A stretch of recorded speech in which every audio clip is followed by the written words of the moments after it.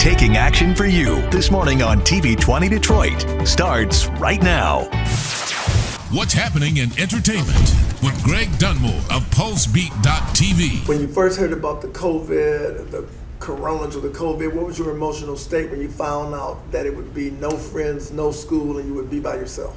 Yeah, I was really sad because it's just like not getting to see my friends, not getting to see the people that I interact with a daily basis. And I love my immediate family, but having to be stuck with them all day, every day for months on end was crazy. Like, you know, a huge part of human interaction is that we all need to get out the house, and, you know, having COVID in a way obviously kept us from doing that. So I'm a cellist. I've been playing cello since I was 9. I am almost 17 now. Wow, it's crazy. But you know, for me, music was like really huge. I actually live right next door to Carla Rivers Johnson, who's a professional violinist. She actually just started a strings group called Florilla Strings. Their strings duo, so it's Carla and my strings teacher, my private instructor, Miss Jasmine. Miss Carla too, because I know she would get me if she heard me calling her by her first name. But past that, you know, we actually got together and we got a gig together that was just outside in the neighborhood. And we were just playing music, you know. I mean, I was kind of a little less advanced than I was now, so it was a little hard, but just getting together to be able to play that music. And just one day, me and Miss Carla, we were just jamming out on her porch. And I didn't know it, but at the time, somebody was watching us. It was the old lady across the street. And, you know, old lady, you know, don't nobody like her. But the following day, I was pulling out my trash can, you know, just tired and everything. And she was like, "Young man, I just wanted to tell you, you made my heart so full, and you made me smile for the first time in years." And I was like, wow, that's like really crazy to have that my instrument playing was able to touch somebody like that. And then from there, that just kind of skyrocketed into all sorts of things. Luckily, COVID is still with us, unfortunately, and we lost a lot of good people. But you know, COVID has died down, and I've had so many opportunities. I've played at Evening of Fine Arts through DPS. That was at the Fox Theater.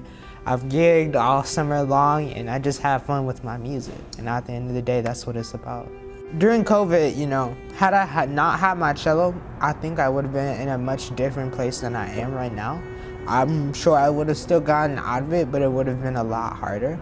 And a huge part of like a difficult trial and tribulation, if you will, is finding a positive outlet. You know, you gotta really let go of that. And, you know, music lets me do that. You know, whether it's listening to like Cardi B or Nicki Minaj or even like, you know, something like Ed Sheeran. And then when we talk about the playing aspect of it, you know, Vivaldi all the way up to like Black Violin, who's an amazing African-American black man duo. They're so good. But just, I feel like I would have been in a very different place and not be the person that I am today. I would just say, I mean, everything is a difficult time. One of the first things is that finding a trusted person to talk to, but even then, finding your outlet. What makes you happy? For me, my music makes me happy. For someone else, like, you know, I have a lot of like friends who are artists and they paint and draw a lot. And, you know, drawing is their outlet. But I feel like a huge part of getting through anything, not just the COVID-19 pandemic, is finding your positive outlet, finding your group, and eventually you'll make it out. We basically made it out of this. So for me, I think my cello is like a kind of extension of my body. You know, like, I mean, I'm using my arms and using my fingers to play different notes. But like, just hearing that sound like come out of there, and when it's beautiful sound, you know, like sometimes, like some days I would practice, and you know, practice makes perfect. So some days the sound coming out wasn't that good. But other days, it would just be jamming or just like, you know, figuring some things out. But for me, I mean, the cello is such a beautiful instrument. I love the rich tones that it has. You know, I kind of like to say it has the benefits of both the violin and the viola. You know, with the violin and viola, we usually put it up on our shoulder here. And, you know, here with the cello, I get to sit down all the time, which I absolutely love. But I just feel like it's an extension of my body. Like, just being able to hear the sounds that come out of that, just knowing that that sound is one day going to impact somebody. Like, I mean, just the other day, I was like, not the other day, but a couple weeks ago, I was playing at the board meeting for the Detroit Public Schools board district. And, I got really nervous just because, like, man, I realized, dang, this is the spot.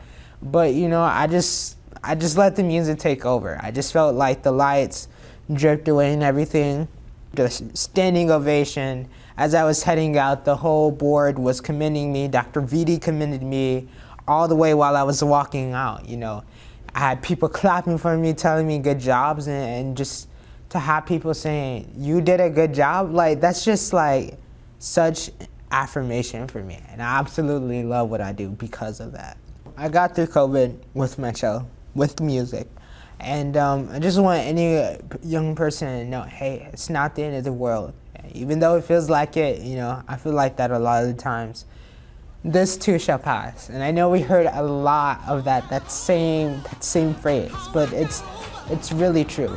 Find your outlet, find your people, and you'll get through this too.